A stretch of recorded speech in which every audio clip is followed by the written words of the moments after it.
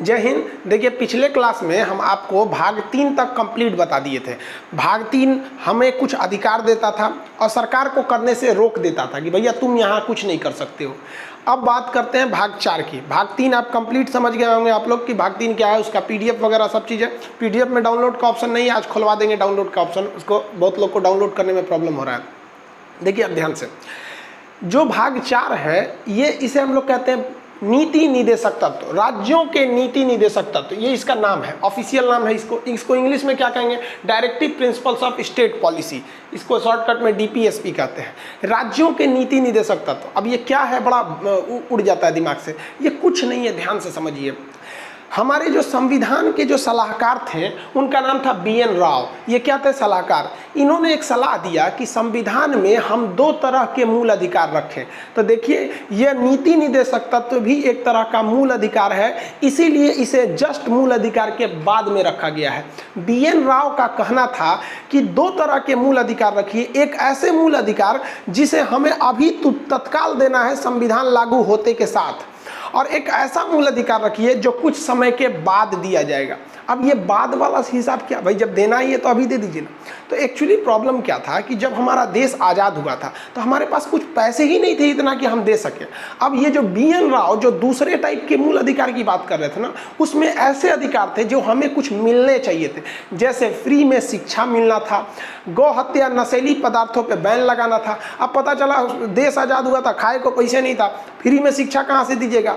तो इसीलिए बीएन राव ने कहा कि इसे सेकंड कैटेगरी में रखते हैं। शराब पर प्रतिबंध, अंग्रेजों ने तो एकदम बाल्टी से शराब पी रहा था भारतीयों को कि पी के उल्टल रहो, हमारा तुम विरोध नहीं करोगे। और ये चाहते थे बीएन राव और संविधान निर्माता के अन्य लोग भी कि एक ऐसा कानून बने, एक ऐसा अधिकार रहे जो सरकार शराब पर प्रतिबंध लगा दे, वो दूसरे के तहत हो जाएगा। लेकिन अगर उसी वक्त प्रतिबंध लगाती ना तो दूसरा क्रांति कर देता था यूपी अक्कर सब। समान सिविल संहिता, अब लॉर्ड कॉर्नवालिस आपको पता है, उसने हिंदुओं के लिए अलग कानून लाया, मुसलमानों के लिए अलग कानून ले आया। जबकि बीएन राव का कहना था कि देश में एक ही संविधान रहना चाहिए, हिंदू मुसलमान दोनों के लिए बराबर कानून रहना चाहिए। लेकिन जैसे देश का विभाजन हुआ 1947 में, भयंकर दंगे फसाद हो गए, ये उसको काटो वो उसको काटो, तो उन्होंने कहा कि भैया अगर इनको अभी जोड़ देंगे ना तो दिक्कत हो जाएगी। तो बीएन राव के प्रस्ताव पर सारे लोग रेडी हो गए कि हाँ 2 तरह के मूल अधिकार रहेंगे, कैटेगरी 1 और कैटेगरी 2। कैटेगरी 1 हम आपको पढ़ा दिए हैं, जिसे भाग 3 में रखा गया, जिसे फंडामेंटल राइट मूल अधिकार कहते हैं। कैटेगरी 2 को भाग 4 में रखा गया, जिसे हम लोग नीति निदेशक तत्व कहते हैं। तो principle directives of state policy is nothing more than that but is the second category of fundamental right which is given by our constitution due to the help of B N Rau. तो ये देखिए अब हम लोग समझते हैं, लेकिन आगे जाकर इसे कैटेगरी 1 कैटेगरी 2 नहीं कहा गया। अब ये जिम्मेदारी दी गई राजेंद्र प्रसाद, भीमराव अंबेडकर, ये लोगों की। अब आप लोग भी सुझाव दीजिए।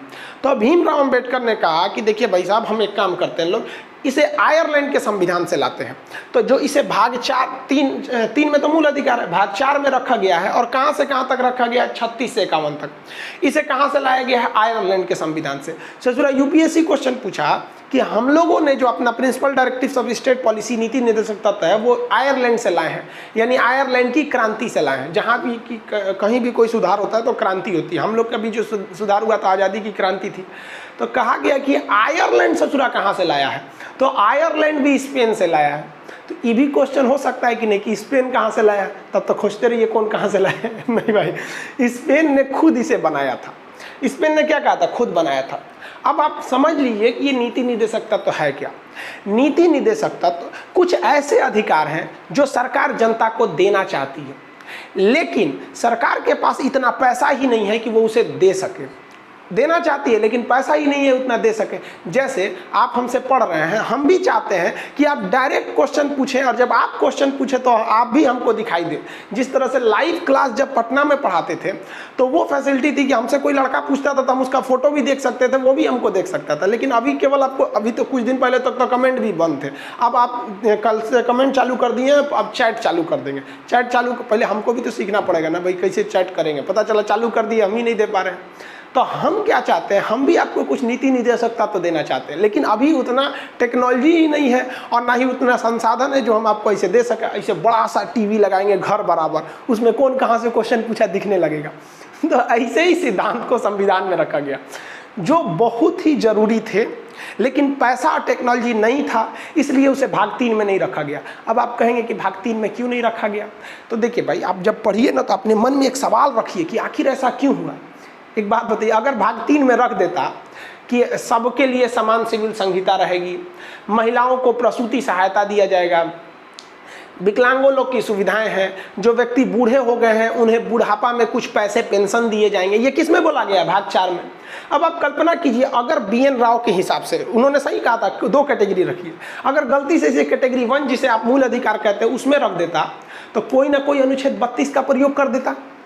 32 का प्रयोग करके हाईकोर्ट सुप्रीम कोर्ट चल जाता, कहता हमरा चाहे तो ही हम लेंगे, हमको क्या चाहिए, बुढ़ापा में से पेंशन चाहिए, क्योंकि ये नीति निर्देशक तत्व है। और सुप्रीम कोर्ट उठा के मैंडेमस दे देता, परमादेश कि हम आदेश देते हैं सरकार को कि करिए, तब तो सरकार पगला जाती, पेंशनें देते देते मर जाती, सबको फ्री में स्कूल में शिक्षा देते देते मर जाती। तब कहा गया कि ना भाई, भाग 3 में इसीलिए नहीं रखा गया क्योंकि भाग 3 का जो रक्षक है वो सुप्रीम कोर्ट है। कहा गया कि भाग 3 में दिए गए जितने अधिकार है उसमें से कोई थोड़ा भी छीनता तो छोड़िए ना, थोड़ा कमी भी करता है तो 226 का प्रयोग करके आप अपने हाईकोर्ट में चल जाइए, 32 का प्रयोग करके सीधे सुप्रीम कोर्ट में घुस जाइए। इसीलिए इसे कहाँ रख दिया गया? भाग 4 में। और भाग 4 में रख दिया गया और कहा गया कि सुप्रीम कोर्ट इसमें हस्तक्षेप नहीं करेगी। देखिए कितना मस्त बोल दिया, कहा कि भाई साहब इसमें कोई हस्तक्षेप नहीं करोगे, ये सरकार की इच्छा पर डिपेंड करता है। तो मूल अधिकार भी एक विशेष कैटेगरी के, नीति निर्देशक तत्व भी एक विशेष कैटेगरी के अधिकार है, जिसे भाग 4 में 36 से 51 तक रखा गया। ये अधिकार आपको तभी दिए जाएंगे जब सरकार के पास इतने संसाधन या पैसा हो, या सरकार आपको देना चाहे। आप इसके लिए कोर्ट का दरवाजा नहीं खटखटा सकते हैं। इसीलिए केटी शाह नामक विद्वान ने क्या कहा है कि भारतीय संविधान का भाग 4 अर्थात नीति निर्देशक तत्व ये बैंक के उस चेक के हिसाब है, बैंक चेक देता है ना, उस चेक के जैसा है जिस चेक पर बैंक पैसा अपनी मर्जी से देती है। जबकि चेक हम काट देंगे आज के तारीख में तो आज की तारीख में बैंक को पैसा देना पड़ेगा, लेकिन केटी शाह ने कहा कि ये एक ऐसा चेक है जो आप काट तो सकते हैं लेकिन बैंक अपने हिसाब से देगा। तो यह एक ऐसा मूल अधिकार है जो हमारे पास है लेकिन सरकार अपनी मर्जी से देगी। अब समझ में आ गया? तो BN राव ने जिसे कहा कैटेगरी 1 वो बन गया हमारा भाग 3 मूल अधिकार, और BN राव ने जिसे कहा कैटेगरी 2 वो बन गया हमारा नीति निर्देशक तत्व भाग 4। इतना तो समझ गए। अब अंबेडकर साहब ने कहा कि ये जो भाग 4 है इसमें इतनी अच्छी अच्छी बातें कही गई है कि बुढ़ापा में आपको पेंशन दिया जाएगा, आप पढ़े लिखे नहीं है फिर भी बूढ़े हो गए, आपको शौक आता है कि नहीं मुझे भी पढ़ना चाहिए। हमारा YouTube पे कई आदमी वीडियो देख के ना हमको बेटा कहता है कमेंट में, बेटा बहुत अच्छा पढ़ा रहे हो। हम कह रहे भाई साहब मास्टर से बेटा हो गई लोग, क्यों? क्योंकि उनका उम्र 70 साल हो गया, किसी किसी का 60 साल हो गया, कह रहा है कि मुझे भी पढ़ने का शौक हो गया है। हम कह चलिए भाई अच्छा बात है। तो वो कहा गया है नीति निर्देशक तत्व में कि बूढ़ा भी हो गया है ना तो उसे आप वृद्धा स्कूल खोल के पढ़ाइए। सोचिए अगर इसको भाग 3 में कह देता तो सोच रही है जवान को तो पढ़ने के लिए स्कूलें नहीं है, बूढ़ों को कहाँ पढ़ाएगा, इसलिए इसे कैटेगरी 2 में भेज दिया गया है। तो भीमराव अंबेडकर ने ये भाग 4 को देखा और खूब गहराई से देखा और रात भर विचार किया 36 से 51 तक में, और सुबह में बोला ना कि ये जो भाग 4 है ये समाज, ये सरकार को मजबूर करेगा कि आप लोक कल्याण कीजिए। लोक मतलब जनता, पब्लिक, और कल्याण मतलब वेलफेयर। भाग 4 जो है ना पब्लिक वेलफेयर के लिए है, पब्लिक वेलफेयर। CBSE वाले ध्यान देंगे, सब DPSP mainly for public welfare. ये किसने बोला था? भीमराव अंबेडकर ने।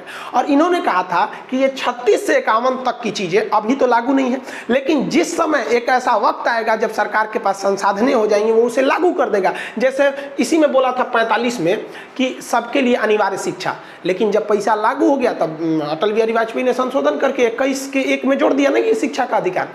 तो उन्होंने कहा जब ये पूरा लागू हो जाएगा ना तो समाज के अंदर एक सामाजिक यानी ऊंच नीच की भावना और आर्थिक यानी गरीब और अमीर की भावना खत्म हो जाएगी। इसीलिए इन्होंने कहा था सामाजिक आर्थिक लोकतंत्र की स्थापना कर देगा ये। और हकीकत में है जब 26 से 51 आ जाएगा ना तो समाज के हिसाब से ना आप ऊपर रहेंगे ना समाज के हिसाब से नीचे, ना ऊंचे जाति के रहेंगे ना नीचे जाति के रहेंगे। अब सोचिए अगर उसी समय लागू कर देता तो बवाल हो जाता ऊंचे जाति या छोटे जाति के बीच में। इसीलिए इन्होंने कहा कि ये आगे जाके लागू होगा। और आर्थिक लोकतंत्र, गरीब को सहायता दीजिए, अमीर को छोड़ दीजिए कि भैया तुम अपने से बढ़िए रहो, बढ़ते रहो। तो ये आप एक ओवरव्यू समझे कि नीति निर्देशक तत्व तो क्या है।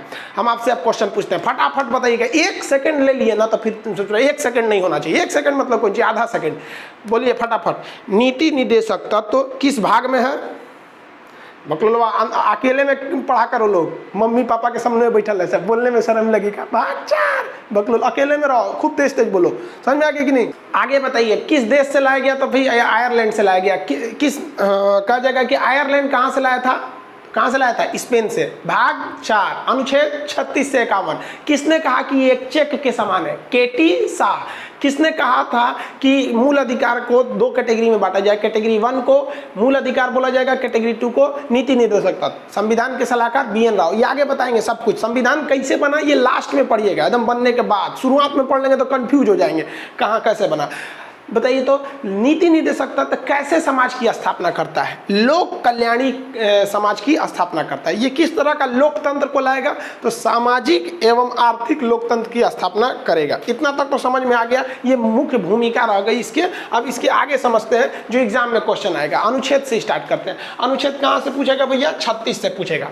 तो अनुच्छेद 36 में राज्य की परिभाषा दी गई है, क्योंकि ये नीति निर्देशक तत्व, ये इशारा, ये एक सलाह केवल राज्यों के लिए है कि राज्य अपनी नीति बताते समय इस तत्वों का ध्यान रखेगी। इसीलिए इसे कहा जाता है राज्य के नीति निर्देशक तत्व। कहेगा क्या भाग 4 किसी व्यक्ति पर लागू होता है? ना रे भैया, व्यक्ति पे लागू नहीं होता है। ये किस पर लागू होता है? ये राज्य पर लागू होता है। अब यही हो जाएंगे कंफ्यूजन।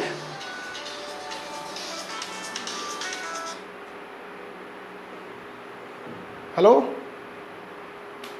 अनाथ आश्रम में जितने लड़के हैं अभी फिलहाल में विकलांग बचे हुए हैं, आपको चाहिए तो बोलिए, हम दे सकते हैं।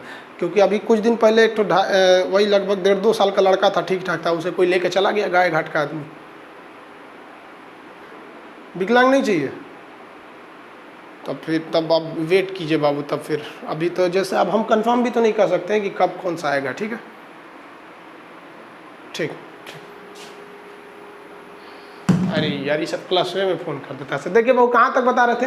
तो देखिए ये किसके लिए लागू होता है भाई? राज्यों के लिए लागू होता है। राज्यों के नीति निर्देशक तत्व है। समझा गया कि नहीं यार? अब बात समझते हैं कि राज्य कहते किसको है। तो आप याद कीजिए, भाग 3 जब पढ़ाए थे तो जब मूल अधिकार शुरू हुआ था तो मूल अधिकार में ही कहा गया था राज्य इन मूल अधिकार को नहीं छीनेगी। कहाँ बोला गया था? अनुच्छेद 12 में, याद है ना? अनुच्छेद 12, वहाँ राज्य नहीं छीनेगी। तो राज्य किसे कहते हैं? राज्य उसे कहते हैं जो संस्था अपने पैसे के लिए आत्मनिर्भर हो, अपना नियम कानून खुद बनाती हो और उसका एक क्षेत्र हो, उसे कहते हैं राज्य। जैसे सेंट्रल गवर्नमेंट टैक्स लगाती है, सेंट्रल गवर्नमेंट का अपना एरिया है और वो कानून खुद बनाती है, अपने कर्मचारियों को खुद रखती है।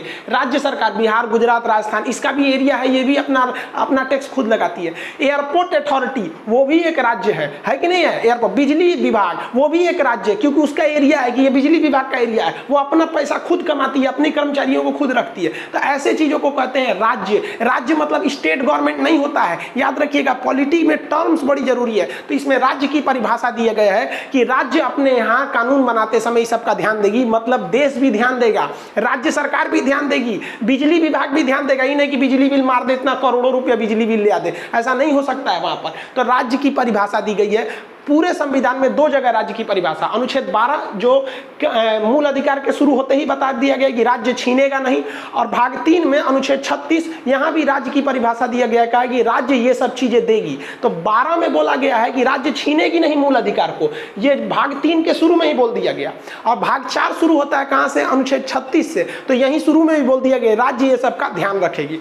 37 में कहा गया है कि राज्य अगर ये सब चीजें जो देने की बात कही गई है, लोगों की सहायता करेगी, पेट्रोल देगी, मतलब मिट्टी तेल फ्री राशन कार्ड पे देती है, अनाज देती है, ये सब चीजें देगी लोक कल्याण की। लेकिन अगर नहीं देती है तो न्यायालय में प्रवर्तनीय नहीं है। प्रवर्तनीय का मतलब होता है इनफोर्स। आप न्यायालय में चढ़ के नहीं ले लेंगे अनुच्छेद 32 का प्रयोग करके, कहेंगे खान सर पढ़ाए थे।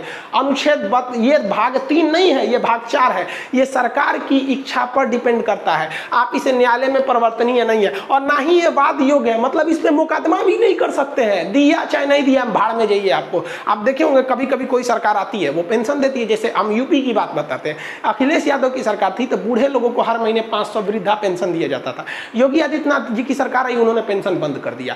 अब कोई गया बवाल करने, कर ही नहीं सकते हैं। अनुच्छेद 37 में बोला है ना ही आप इसे फोर्स कर सकते हैं, और ना ही इस पर मुकदमा लड़ सकते हैं, ना ही ये प्रवर्तनीय और ना ही ये वाद योग। वाद मतलब समझते हैं ना, वाद विवाद करना, कहते हैं ना काहे वाद विवाद कर रहा है, तो वाद विवाद भी इस पर नहीं कर सकते हैं। समझ में गया? कहेगा नीति निर्देशक तत्व तो किस पर लागू होता है व्यक्ति पर नहीं, राज्य पर। क्या यह राज्य की जबरदस्ती लागू करा सकते हैं? नहीं। तो कैसे लागू कराएंगे? राज्य की इच्छा पर निर्भर है। तो अगर यहीं पे हम ब्रैकेट में अगर हम यहाँ लिख देते हैं समझने के लिए कि ये किस पर निर्भर है, तो किसकी इच्छा पर? राज्य की इच्छा पर। राज्य अगर आपको देना चाहेगा तो दे सकता है। ए भाई तू कहाँ से निकल गया रे? राज्य की इच्छा पर। समझ में आ गया कि नहीं आ गया? यहाँ पे इधर उधर कुछ भी करते हैं फेंक देता है। तो राज्य की इच्छा पर निर्भर हो गया। तो ये 36 में राज्य की परिभाषा, 37 में आप न्यायालय नहीं जा सकते हैं। अब बताएगा कि देंगे क्या क्या। पहले ही धमका दिया कि बबुआ क्या देंगे क्या नहीं, पहले बात समझो। पहले ही बोल दिया है कि तुमको देगा कौन? राज्य देगी। और पहली बात समझो कि दिया चाहे नहीं दिया न्यायालय नहीं जा सकते हो, नहीं तुम बहस कर सकते हो। अब आते हैं 37 पे, 38 पे। आर्टिकल 38 क्या कहता है? लोक कल्याण की अभिवृद्धि। सरकार की ये जिस राज्य की, राज्य मतलब केंद्र सरकार, राज्य सरकार, बिजली विभाग, एयरपोर्ट अथॉरिटी, उसकी काम रहेगी लोक कल्याण की अभिवृद्धि को ध्यान रखना, पब्लिक वेलफेयर मेंटेलिटी रखना है, उसे हमेशा ध्यान रखना है।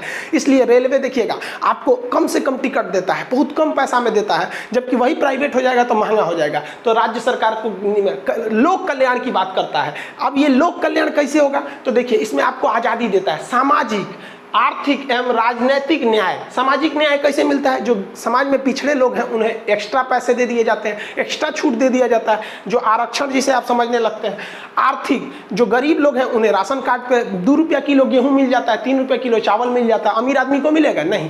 तो सामाजिक, जो छोटे मतलब कैटेगरी के जैसे SC ST में लोगों को थोड़ा प्रेफरेंस मिल जाता है, उनको और सस्ता राशन कार्ड मिल जाता है। आर्थिक, राजनीतिक न्याय भी है। आपको राजनीतिक न्याय है कि नहीं? हम चाहे कल को तो चुनाव लड़ सकते हैं कि नहीं? अपनी पार्टी बना लेंगे, स्टूडेंट पार्टी ऑफ इंडिया, और सीधे भाई स्टूडेंट्स के लिए आवाज उठाएंगे। बना सकते हैं कि नहीं? आप भी बन सकते हैं यार, हम समझाने के लिए बता रहे हैं। कौन जाएगा राजनीति में ससुरा वहां पे? तो सामाजिक, आर्थिक एवं राजनीतिक न्याय की बात है। और ससुरा UPSC फंसा दिया था। कैसे फंसाया था? इसी में UPSC का क्वेश्चन टफ नहीं होता है, वो खोजता है UPSC हमको ऐसा लड़का चाहिए ना जो पल पल पे ध्यान रखे। उसने कहा था कि संविधान के नीति निर्देशक तत्व में कितने तरह की न्याय की बात है। तो भैया न्याय की बात कितने तरह की है? तो सामाजिक न्याय होना चाहिए, आर्थिक न्याय होना चाहिए और राजनीतिक न्याय होना चाहिए। अब पूछ दिया था इसी में कि कितने तरह की न्याय की बात है तथा कितने तरह के लोकतंत्र की बात है। तो भैया लोकतंत्र की 2 बतिये है। आप ध्यान से देखिए तो अम्बेडकर साहब की सामाजिक एवं आर्थिक लोकतंत्र, याद रखिएगा कै टाइप का लोकतंत्र? 2 टाइप का, सामाजिक एवं आर्थिक लोकतंत्र। और जबकि न्याय की बात करेगा ना तो सामाजिक न्याय चाहिए ही, आर्थिक न्याय चाहिए, अन्याय कहेगा तो एगो राजनीतिक न्याय भी चाहिए। ध्यान से समझिएगा, लोकतंत्र 2 सामाजिक और आर्थिक लोकतंत्र, यानी लोग जो हैं वो समाज के हिसाब से बराबर रहे और अर्थव्यवस्था के हिसाब से, अमीरी गरीबी के हिसाब से भी बराबर रहे। लेकिन जब न्याय मिलेगा तो यहां भी न्याय मिलना चाहिए, यहां भी न्याय मिलना चाहिए। और ऐसा ना हो कि एक विशेष जाति या एक विशेष समाज के लिए आप फिक्स कर दीजिए कि यही लोग राजनीति में आएंगे। तो राजनीतिक न्याय भी होना चाहिए। छोटे से छोटे चीज को गौर कीजिएगा। समझ में आ गया कि नहीं आ गया? किसी को कोई दिक्कत नहीं है? न्याय कितने टाइप का? 3 टाइप का, सामाजिक, आर्थिक एवं राजनीतिक न्याय। यही बात आपको प्रस्तावना में मिलेगी। हम भारत के लोग भारत को एक संपूर्ण प्रभुत्व संपन्न समाजवादी पंथ निरपेक्ष एवं लोकतंत्रात्मक गणराज्य बनाने के लिए तथा उसके समस्त नागरिकों को सामाजिक, आर्थिक एवं राजनीतिक न्याय, विचार, अभिव्यक्ति, विश्वास, धर्म और उपासना की स्वतंत्रता, प्रतिष्ठा और सब की समानता प्राप्त कराने के लिए तथा उससे सब में व्यक्ति की गरिमा और राष्ट्र की एकता, अखंडता सुनिश्चित करने वाली बंधुता बढ़ाने के लिए दृढ़ संकल्पित होकर अपनी संविधान सभा में आज तारीख 26 नवंबर 1949 या मिति मार्ग शीर्ष शुक्ल सप्तमी संवत 2006 विक्रमिको एतद द्वारा इस संविधान को अलंकृत, अधिनियमित एवं आत्मार्पित करते हैं। ये प्रस्तावना है। अभी आपके ऊपर से चल गया होगा। अभी आप सोचते होंगे ना, ये भाई साहब खान साहब तो बड़ी होशियार है। अरे यार कोई होशियार नहीं है। कहा जाता है ना जिसका जो अंधा होता है ना उसके आगे कंडेर आदमी भी होशियार समझता है। ऐसे है। तो अभी क्या है ना, देहात में कहावत कहा जाता है, जहाँ घास न भूस वहाँ रेड़ प्रधान। यही हो गया आप लोग के साथ। अभी आपको नहीं जानते इसलिए आपको हम होशियार लग रहे हैं। आप यकीन मानिए जिस दिन पॉलिटिक्स खत्म होगा ना तो आप कहीं दूध तो रखा खान सर के पास था कौन चीज रे, लेकिन ये मार यूट्यूब पे धमाल मची ले। भाई पढ़ाई लिखाई बहुत ईजी चीज है, बस समझो। और जब नहीं समझेंगे तो दूसरा आदमी विद्वान लगेगा। समझ आ गया कि नहीं? आप बताइए न्याय कितने टाइप का, तो ध्यान से सुनिए, न्याय सबको मिलना चाहिए, लोकतंत्र मिले ना मिले न्याय मिलना चाहिए। तो न्याय में कितने लोग, तीन तरह का, सामाजिक, आर्थिक एवं राजनीतिक न्याय। और लोकतंत्र में 2, सामाजिक और आर्थिक। समझ में आ गया? किसमें बोला है? 38 में। समझ में आ गया कि नहीं आ गया? तो न्याय करेगी, इसी के तहत सरकार आपको बहुत सारी चीजों को उपलब्ध कराती है, न्याय वगैरह देती है। लेकिन बताइए अगर नहीं देती है न्याय आपको समाज के हिसाब से, गरीब को गरीबे छोड़ देती है, अमीर को अमीरे छोड़ देती है, कुछ कर लीजिएगा? काहे नहीं कुछ कर पाइएगा? 36 से 51 के बीच में कुछ नहीं कर दीजिएगा। टुकुर टुकुर देखिए, जिस तरह घर में एक औकात होती है फूफा जी की, भाई नाश्ता दिलस तो ठीक है ना, तो कोनो दिक्कत नहीं, समझ में गया? लेकिन फूफा को अगर ध्यान से देखिएगा ना, फूफा का इतिहास उठा के पढ़िएगा तो सोच रहा घर का दामाद था, और जब दामाद था ना तो बहुत इज्जत था। इसलिए याद रखिएगा, जो आज है वो कल नहीं रहेगा, इसलिए कोई भी चीज़ अस्थाई नहीं है। घर का दामाद ससुरा लगता है कि बाप रे राजा है, और वही दामाद जब पुराना होता है तो फूफा बन जाता है, कोई नहीं पूछता है उसको। तो देखिए 38 हो गया। 39 क्या कहता है? स्त्री और पुरुष को समान कार्य के लिए समान वेतन दिया जाएगा। अगर कोई काम महिला कर रही है, वही काम कोई पुरुष कर रहा है, तो सेम वेतन दिया जाएगा। हालांकि कहीं कहीं पे महिलाएं ज़्यादा काम कर देती हैं और कहीं कहीं पुरुष काम कर देते हैं। मेंटली वर्क में महिलाएं ज़्यादा अच्छा से काम कर देती हैं। सरकारी जगह जहाँ घूस की लेन देन होती है, वहाँ पुरुष से ज़्यादा महिलाओं को लगाना चाहिए, क्योंकि महिलाएं घूस नहीं ले पाती हैं। रीजन समझिए, बात देखिए, आप बात समझिए। घूस आप सरेआम किसी को नहीं दे सकते हैं, आप किसी को नहीं दे सकते, साइड में ले जाके घूस देना पड़ेगा। तो पुरुष रहेगा तो इशारा कर दीजिए, चलिए ना साइड में, चल जाएगा, थमा दीजिए। और वहाँ महिला बैठल रहेगी तो क्या कहेंगे, मैडम चलिए ना साइड में, सोच रहे 2-4 तमाचा दे देगी आपको, वहीं शांत हो जाएंगे, काहे लिए साइड में ले जा रहा है रे। तो इसमें घूस देने की संभावना कम हो जाती है। तो कहा गया है स्त्री और पुरुष दोनों को अगर समान काम कर रहे हैं तो समान वेतन दिया जाएगा। जैसे अगर कोई महिला टीचर है, कोई पुरुष टीचर है, सेम सब्जेक्ट का है तो सेम सैलरी दी जाएगी। ऐसा भी होता है सब्जेक्ट वाइज सैलरी बढ़ घट जाती है। अब कोई ड्राइंग का टीचर है, कोई फिजिक्स का टीचर है, एक के सैलरी दी जाएगा, वो आके भंटा बना के चल गया, गोल बैगन, लंबा बैगन, हरा बैगन, सफेद बैगन, पर्पल बैगन, उतने सैलरी दीजिएगा जितना वो फिजिक्स पढ़ा रहा है, नहीं ना। तो समान काम कैटेगरी सेम होना चाहिए। अब बिहार के कुछ लोगों को लग गया कि खान साहब तो पढ़ाए हैं समान काम के लिए समान वेतन। चलिए अब ध्यान से समझिए। तो बिहार के लोग क्या कर गए, वो कूद चढ़ गए कहाँ पे, कोर्ट में चले गए। कहा गया कि देखिए संविधान में लिखा गया है समान काम के लिए समान वेतन। जो नियोजन वाला मास्टर है टेम्पोररी, उसका सैलरी कम है, और जो परमानेंट मास्टर है उसका सैलरी ज़्यादा है, जबकि संविधान में बोला गया है कि समान काम के लिए समान वेतन। तो कोर्ट ने कहा कि रे ससुरा कहीं का, तेरे दोनों कंसेप्ट गलत लेके आया है। पहला कि ये नीति निर्देशक तत्व तो है, तो खान सर ना पढ़ा है कि न्यायालय में नहीं जा सकता है तुम लोग। दूसरा ध्यान से समझिए, लेकिन न्यायालय ने इन्हें एक्सेप्ट कर लिया, क्योंकि यहाँ स्त्री और पुरुष की बात नहीं थी। कोर्ट ने समझाया कि देखिए समान काम के लिए समान वेतन की चर्चा महिला और पुरुष के लिए है। महिला अगर वही काम कर रही है, पुरुष वही काम कर रहा है, तो सेम सैलरी दी जाएगा। जो परमानेंट टीचर है उसमें अगर महिला है और पुरुष है, दोनों को सैलरी बराबर है, 60-60 हजार। और जो नियोजन वाला मास्टर है वो महिला है पुरुष है, दोनों का सैलरी बराबर है, 10-10 हजार दे देता है। ये राज्य सरकार की जिम्मेदारी है अपने पैसा के हिसाब से इन्हें बराबर करे। समझ में आ गया कि नहीं आ गया? किसी को दिक्कत? देखिए टीचर में एक खराबी समझिए, हम खुद टीचर हैं, हम आपको बताते हैं। टीचिंग जो है ना वो 2 तरह से होता है। एक होता है पैशन होना चाहिए, दिल से ख्वाहिश होना चाहिए, नहीं हमें पढ़ाना है। और एक होता है कि चलो हम बीटीसी कर लेंगे, सरकारी नौकरी हो जाएगा, गांव में रहेंगे, खेतियों देख लेंगे, ससुरालियों चल जाएंगे, पढ़ाइयों देंगे। This is a bad teacher. ऐसा नहीं होना चाहिए। टीचिंग जो है ना, एक तरह अगर टीचर अच्छा मिल गया आपको ना तो आपकी ज़िंदगी स्वर्ग बना देगा, चौपट मिला ना तो यही नरक बना देगा। सरकारी स्कूल में आप दिल पे हाथ रख के बताइए कितने % सरकारी स्कूल के टीचर से आप संतुष्ट होंगे? नहीं होंगे। गवर्नमेंट को भी एक करना चाहिए कि भाई आप एक ऐसा प्लेटफॉर्म, जैसे यूट्यूब कैसा एक अच्छा प्लेटफॉर्म है, कोई टीचर अच्छा पढ़ाएगा, मार सब्सक्राइबर धड़ाधड़ बढ़ेंगे, सब लाइक शेयर सब्सक्राइब सब बढ़ेगा, ऑटोमेटिक बढ़ेगा। और जहाँ उल्टा सीधा पढ़ाएगा डिसलाइक मार के चल जाएगा सब।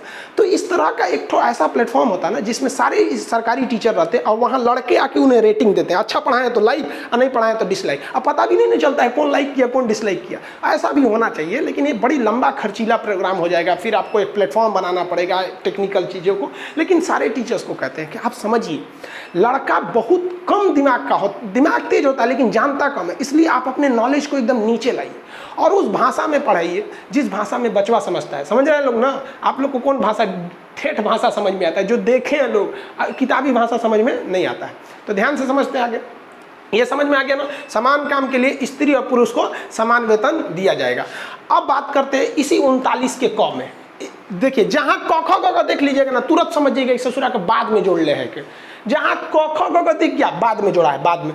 क्योंकि आप ही बताइए ना, कहीं पे भी अगर चिरकुट उरकुट जोड़ा गया है, कहीं मान लीजिए शर्ट उठ है शर्ट है यहाँ दूसरा रंग का दिख गया, तो समझ जाइए ना कि भाई बाद में जोड़ ले है। कोई भी चीज़ बाद में जुड़ता है तो समझ में आ जाता है। तो क ख ग घ अंगड़ी ये सब जहाँ दिख गए समझिए बाद में जोड़ ले है, तो इसे बाद में जोड़ा है। कहा गया कि समान न्याय देना चाहिए, सबको बराबर न्याय होनी चाहिए, ये उतना महत्वपूर्ण नहीं है। ये पूछता है निःशुल्क विधि सहायता, यानी फ्री में आपको कानूनी सहायता दिया जाएगा, और ये सरकार आपको फ्री में देगी, सरकार का एक अधिकारी रहेगा। जैसे मान लीजिए कि आपका कोई खेत जोत लिया है, तो आप थाने में जाइएगा तो फ्री में थानेदार बताएगा आपको कि देख हई कागज लाओ, हम तोरा बचा लेंगे। अगर वो ईमानदार रहेगा तो पक्का आपको बचा लेगा, बेईमान रहेगा तो आपको पकड़ लेगा, आपको सोचेगा एकरे से कमाने का एक अच्छा रास्ता है। समझ में आया कि नहीं आ गया? तो ये डिपेंड करता है किस पर, वहाँ पे पब्लिक पे। अब सरकार हर चीज़ के किसी के घर में जा के नहीं ना देखेगी कि कहाँ क्या हुआ है। समझ में आ रहा है कि नहीं आएगा? तो इन्वर्टर बहुत हल्ला कर रहा है यहाँ। तो निःशुल्क विधि मतलब क्या होता है? कानूनी सहायता। लेकिन अगर वो दरोगा आपको कानूनी सहायता नहीं दे रहा है तो आप क्या कर लीजिएगा? कुछ भी नहीं कर पाइएगा, आपका कुछ नहीं चलेगा वहाँ पर। आपको निःशुल्क विधि सहायता अगर सरकार देती है तो ठीक है, और नहीं देती है तो शांति से चुपचाप रह जाइए। ये समझ में आ गया आपको? 39। अब देखिए पूरा एक ही बार में पढ़ लेंगे तो दिक्कत हो जाएगा। 40 तक पढ़ा देते हैं, फिर नेक्स्ट क्लास में उसको समझाएंगे। 40 समझिए ध्यान से। 39 समझ में आ गया कि नहीं आ गया? 39 के क में क्या बोला है भाई साहब? 39 के क में बोला है कि स्त्री पुरुष को समान काम के लिए समान वेतन दिया जाएगा। सॉरी 39 के क में निःशुल्क कानूनी सहायता दिया जाएगा। 40 में बोला गया है ग्राम पंचायत। अब इसमें लेके बवाल हो गया 40 में। देखिए 40 को लेके मेन बवाल क्यों हुआ था, ध्यान से समझिए। अनुच्छेद 40 कहता है कि ग्राम पंचायत, हर गांव में एक पंचायत होगा। आप लोग के यहाँ भी है ग्राम पंचायत, सबके गांव में अगर रहते होंगे तो। लेकिन ये शुरू से नहीं था। महात्मा गांधी कहते थे कि भारत गांव का देश है। गांधी जी का कहना था ग्राम पंचायत रहेगा। लेकिन अंबेडकर साहब का कहना था कि जहां ग्राम पंचायत खोलेंगे ना तो गांव का मुखिया और प्रधान सब पैसा घोट जाएगा, इससे पूरे गांव को फायदा नहीं होगा, मुखिया को होगा। तो गांधी जी कहते थे अरे भैया, मानते हैं कि केंद्र सरकार अगर गांव को 100 रुपया देगी तो मुखिया 100 का 100 थोड़े घोट जाएगा। मान लीजिए कि रास्ते में घोटाते घोटाते मुखिया को पैसा पहुंचा 50 रुपया, मुखिया रख लिया 20 रुपया, तो कम से कम 30 रुपया तो गंगा को पहुंचेगा। अंबेडकर साहब तू कह रहे हो कि गांव पंचायतें मत रखिए, तो 1 रुपया नहीं पहुंचेगा। और धीरे धीरे कोई ना कोई आएगा जो नेता ईमानदार होगा, एक बदलाव को लाएगा, ईमानदारी ज़्यादा दिखेगी वहाँ पर। तो उसलिए महात्मा गांधी चाहते थे ग्राम पंचायत लागू होगा, अंबेडकर चाहते थे नहीं लागू होगा, लागू होगा नहीं लागू होगा। अब भाई साहब दोनों बहुत तगड़ा अपने आप में थे लोग, ना आप अंबेडकर को नकार सकते हैं ना गांधी को नकार सकते हैं। अब बवाल हो गया, अब इसमें समझा दिया अब कौन चीज़ होगा। तब इसी में काम आता है बिहारी। जहाँ कुछ नहीं, जहाँ झगड़ा नहीं लग रहा है वहाँ लगाना है तो बिहारी को देख लीजिए, और झगड़ा नहीं सुलझ रहा है तब वो दे दीजिए। दोनों में ही आगे रहते हैं सब, मार धार में भी सल्टाने में भी। तो राजेंद्र प्रसाद पहुँचे, कहीं काहे लिए लड़ रहे हैं आप लोग जी? तो अंबेडकर साहब कह रहे हैं कि पंचायत नहीं रहेगा, और गांधी जी कह रहे हैं कि जब तक हम जिंदा हैं पंचायत ला के रहेंगे। तो अंबेडकर कहते तू जिंदे कितना दिन रहेगा? अरे ऐसे मजाक कर रहे हैं। तो अंबेडकर साहब को समझाएं और राजेंद्र प्रसाद ने गांधी जी को भी समझाया कि देखिए महाराज एक उपाय बताते हैं, नीति निर्देशकता तो है ना, एकरे में डाल देते हैं, न्यायालय इसमें हस्तक्षेप करेगा नहीं, यानी कोई जबरदस्ती लागू नहीं करा सकता है। जिस राज्य को लगेगा कि भाई हमारे यहाँ पंचायत रहना चाहिए वो राज्य लागू कर लेगा, क्योंकि राज्य की नीति निर्देशक सिद्धांत में है। और जिसे अंबेडकर साहब अच्छे लगेंगे कि ना हम पंचायत नहीं रखेंगे, नहीं लागू करेगा। दिल्ली में आज तक पंचायत लागू नहीं है, अंबेडकर साहब के सिद्धांत पर नहीं चलता है। अलग बात है दिल्ली में गाँवें कहाँ हैं, और जहां राज्य को अच्छा लगेगा वहां पंचायत लागू कर देगा। तो गांधी जी कहे हाँ ये नंबर ठीक है, अंबेडकर साहब भी कहे हाँ ये ठीक है। देखिए राजेंद्र प्रसाद को, भारत के पहले राष्ट्रपति, सल्टा दिया। अब इसको कहाँ डाला जाए? तो बाकी अनुच्छेद 40 में डाल दिया। लो भैया, अब इसी के तहत राजस्थान पहला राज्य था जिसने पंचायती राज को लागू किया था। किस दिन लागू किया था? 2 अक्टूबर 1959। 2 अक्टूबर काहे चुना रे भैया? गांधी जी का जन्मदिन। और अगर अंबेडकर साहब को मिर्चा लगाना है तो अंबेडकर जयंती के दिन पे ग्राम पंचायत लागू कर दी, उनके आत्मा को तकलीफ होगा। तो क्या जरूरत है आत्मा को तकलीफ देने की? जब अंबेडकर साहब ग्राम पंचायत के फेवर में नहीं थे तो उनके जयंती पे करने की क्या जरूरत है? गांधी जी ग्राम पंचायत के फेवर में थे, उन्हीं के जयंती पे मना दिया जाता है पंचायत के लिए। समझ आ गया कि नहीं आ गया? डेट बाई डेट समझिएगा। 2 ही अक्टूबर को क्यों लागू किया गया? क्योंकि गांधी जी एकदम कट्टर समर्थक थे कि पंचायत हो गई, और ज़रूरी भी है पंचायत। पंचायत आपको पढ़ाएंगे, ये आर्टिकल 243 में रखा गया है, इसे 73वां संशोधन के द्वारा। फिर आप कहेंगे कि ले खान साहब कौन सी पढ़ाते हैं आप? अभी बोल रहे हैं 40 में, अभी बोल रहे हैं कि 40 से हटा के 243 में, 243 के क में रख दिया गया। रे बबुआ, जब तक कि 40 में रहेगा ना तब तक ये राज्य की मर्जी पर है, लागू करो नहीं तो मत लागू करो। इसको उठा के कहीं और ले जाइएगा तब ना कंपलसरी बनाइएगा रे मेरे भाई। तो इसीलिए इसको उठा के ले गया 243 में, समझ में गया। जैसे अनुच्छेद 45 में था शिक्षा का अधिकार, तो उठा के लाया कि नहीं 21 के कम है, नहीं तो कोनो देवे नहीं करता। 40 तक समझ में आ गया कि नहीं आ गया आपको, फटाफट रिवाइज कीजिए। नीति निर्देशक तत्व कहाँ से आया है? आयरलैंड से। आयरलैंड कहाँ से लाया था? स्पेन से। किस भाग में? 4, अनुच्छेद 36 से 51, समझ में आ गया। इसे चेक की उपाधि किसने दिया था? केटी शाह ने। 2 कैटेगरी के मूल अधिकार किसने बनाया था? BN राव ने। अरे ये पेज पे है, ये नहीं है तो दूसरे पेज पे है, अच्छा यहाँ है, कोई बात नहीं, BN राव ने दिया था। इंग्लिश में इसे क्या कहते हैं? DPSP, directive principles of state policy, समझ में आ गया। क्या ये न्यायालय द्वारा वाद योग्य है? नहीं। प्रवर्तनीय है? नहीं। इन्फोर्स नहीं कर सकते आप, इसे न्यायालय नहीं जा सकते। ये किस पे डिपेंड करता है? राज्य की इच्छा, राज्य की अर्थव्यवस्था, पैसा पर निर्भर करता है। क्या ये व्यक्ति के लिए? नहीं। किसके लिए? राज्य को निर्देश दिया गया। राज्य किसे कहते हैं? इसमें सेंट्रल गवर्नमेंट, स्टेट गवर्नमेंट, बिजली विभाग, एयरपोर्ट अथॉरिटी, ये सब आते हैं, सब राज्य में। समझ में आ गया कि नहीं आ गया? किसी को कोई दिक्कत नहीं है? यहाँ तक में कंप्लीट हो गया। यहाँ पे ये किस तरह के लोकतंत्र? 2 तरह के लोकतंत्र, सामाजिक और आर्थिक लोकतंत्र। कितने तरह का न्याय? तो भैया 3 तरह का न्याय। न्याय कौन कौन सा? सामाजिक, आर्थिक एवं राजनीतिक न्याय की बात करता है। अब बताइए 36 में क्या है? परिभाषा। किसकी परिभाषा? राज्य की परिभाषा। नीति निर्देशक तत्व की परिभाषा नहीं है बबुआ, राज्य की परिभाषा। 37 न्यायालय नहीं जा सकते। 38 लोक कल्याण की अभिवृत्ति रखा जाएगा। 38 में क्या कहा गया है भैया? लोक कल्याण की अभिवृत्ति। 39 समान काम के लिए महिला पुरुष को समान वेतन। 39 का क निःशुल्क विधि सहायता। किसी को कानून नहीं समझ में आ रहा है तो SDM DM उसको समझाएंगे। आप ऑफिस में जाते हैं पूछने की सर ऐसे कैसे होगा, समझाता है सब कि नहीं समझाता है। लेकिन समस्या क्या होती है कि लोग लगते हैं नौटंकी करने। अभी हमारे पास कॉल आया था ना, उनको चाहिए था अनाथ आश्रम से बच्चा। हमारे पास अभी लगभग 45 बच्चे हैं, विकलांग है सर। अब वो लग रहे थे हाँ सर आपका अनाथ आश्रम चलता है। अरे भाई सीधे पॉइंट पे आओ ना कि भाई चाहिए क्या चीज़, समझ में आ गई कि नहीं। तो आप सरकारी ऑफिस में जाइएगा ना तो सीधे टू द पॉइंट जाइएगा और लिख के ले जाइएगा, सर ये लिखित ले लीजिए, टू द पॉइंट बोलिएगा, आपकी बात को सुनेगा, नहीं तो उसको पास इतना टाइम नहीं है। तो ये 39 हो गया। 40 में बताइए तो ग्राम पंचायतों के लिए क्या बोला गया है कि भाई ग्राम पंचायत की स्थापना रहेगी किसमें? 40 में। अब ये सब चीज़ों को हम कल पढ़ाएंगे, क्योंकि आज ही पढ़ा देंगे ना तो पूरा कंफ्यूज हो जाएंगे। 40 तक समझ में आ गया कि नहीं आ गया?